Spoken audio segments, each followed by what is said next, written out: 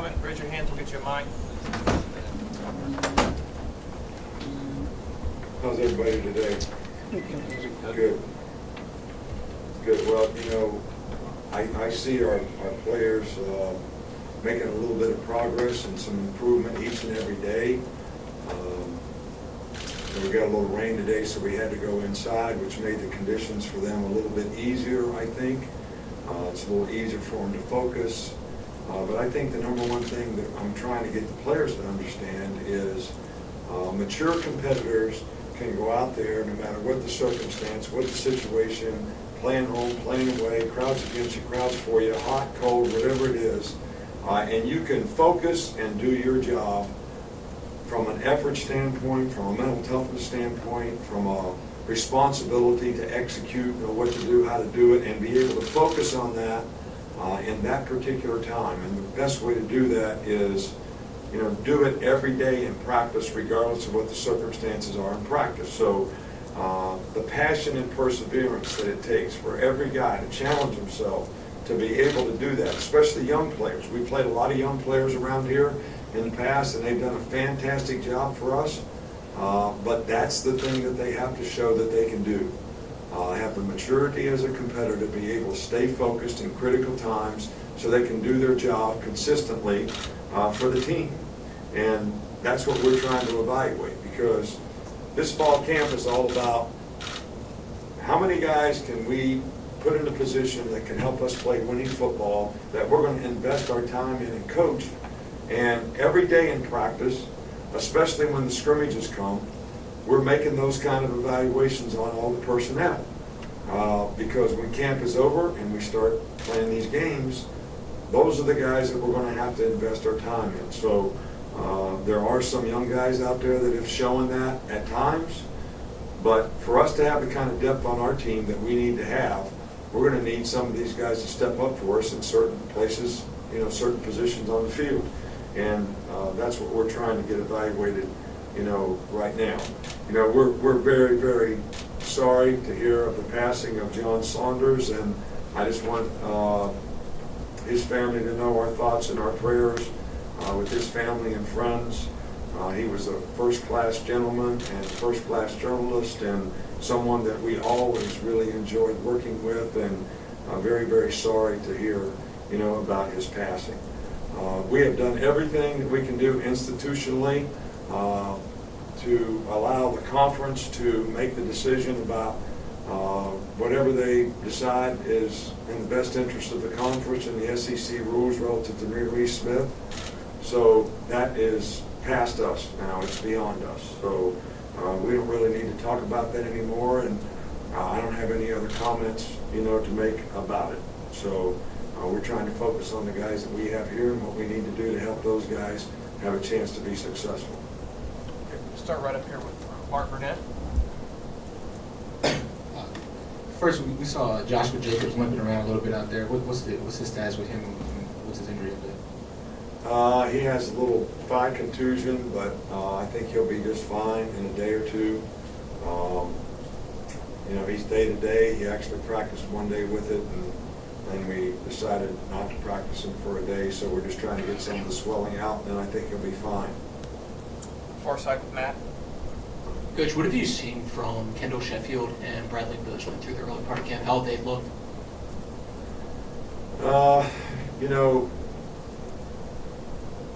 Bradley Bozeman has done a really good job. I thought he had a really good spring. You know, he's a tough guy. He's really understands, can play center guard or tackle for us.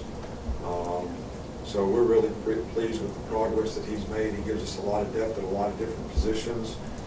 Kendall Sheffield, you know, I think that, you know, we just keep trying to work reps so that he can play his position with a little more naturally instinctive sort of reactions, and he certainly has a lot of ability, and we're certainly trying to bring it out of him in every way that we can. But you know, right now it's a work in progress, and he is making progress, but we certainly would like to be able to sort of enhance that with a little better coaching on our part.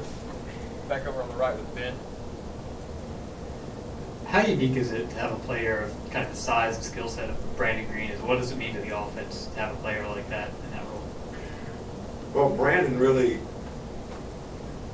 last year, couldn't hardly focus on, we had him playing tackle, we had him playing tight end, so it was tough for him to focus. And this year, this spring, this fall camp, this summer, we said, hey, look, you're going to be a tight end. And I think to have a guy like that at that position certainly creates a lot of problems because he's a mismatched player in the C area. And I know it gives us some problems in practice, when he's in there, when he's blocking outside backers. And the guy's very athletic, and even though he's not real fast, he's got really good hands, and he's somebody that you can throw the ball to, and he can be hard to tackle. So I think he's lost a little bit of weight, not a whole lot, but I kind of like where we are at that position. That position was a concern for us a year ago. O.J. Howard always being an outstanding player and somebody that we can count on, but not having a second guy that could be a blocker and kind of a guy that could complement him.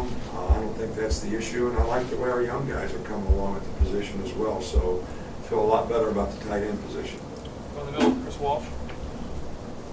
In terms of his development, what would you like to see from Calvin Ridley this year? And he seems to be another guy in a long line of successful wide receivers that you've had from the state of Florida. How much of that is by design, and how much is that it's kind of just worked out that way?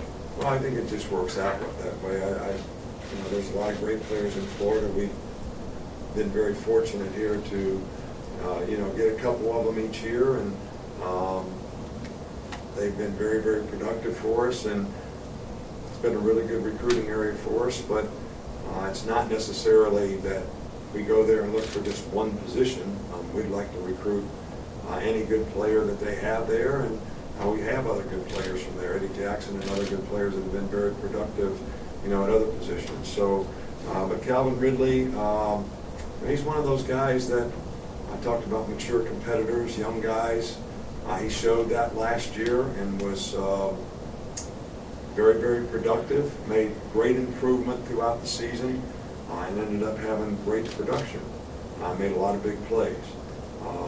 He's a hard guy to cover.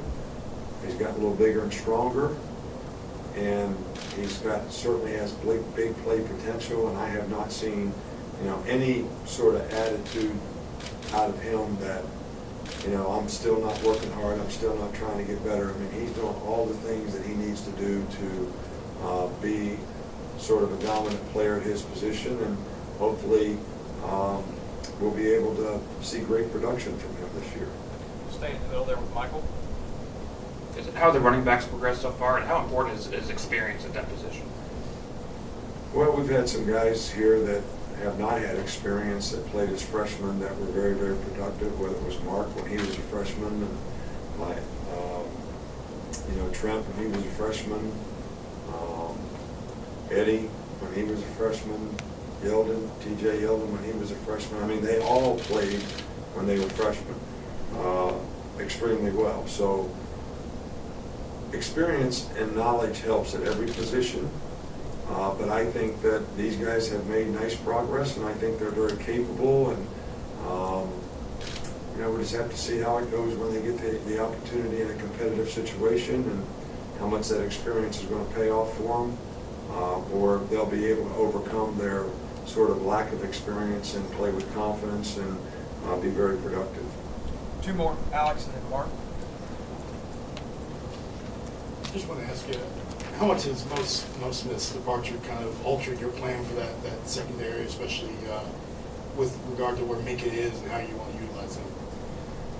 Well, I think that what we're focused on is the guys that we have in the secondary right now, and we were out there working with them every day, and we're going to try to put the best parts together that we can. And we've got some young guys that I think can be really good players, but it's a work in progress to sort of get those guys to know and understand not only what we do, but all the adjustments that they have to make to what other teams, do when we play them.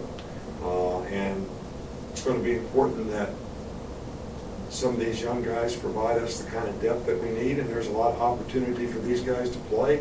And I think they're working hard and focused on it and making improvement every day. So But it's too early to tell, how it's going to all fall in place for us.